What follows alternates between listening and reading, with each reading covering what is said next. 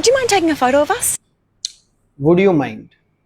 Wood you mind જો તમે નથી બોલતા અને તમે જો કેન યુ બોલો છો જ્યારે તમારે કોઈને રિક્વેસ્ટ કરવી હોય, જો તમે કેન યુ બોલો છો તો એનો અર્થ કે તમે એડવાન્સ સ્પીકર નથી.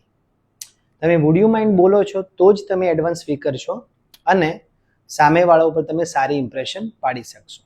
જેમ કે અહીં એક વાક્ય છે, can you make some T. તો આ તમારે કોઈને રિક્વેસ્ટ કરવી હોય ત્યારે આ બોલવાનું હોય છે અને આ રીત ખોટી છે. Can you make some tea એવું બોલી ના શકાય. એની જગ્યાએ તમારે બોલવું જોઈએ would you mind plus ING, મતલબ કે મેકને તમારે અહીં મેકિંગ બોલવાનું. Would you mind making some tea for me? શું તમને મારા માટે ચા બનાવવામાં વાંધો ખરો?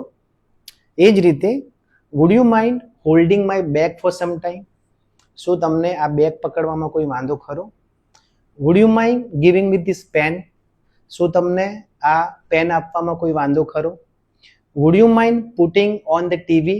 શું તમને ટીવી ચાલુ કરવામાં કોઈ વાંધો ખરો?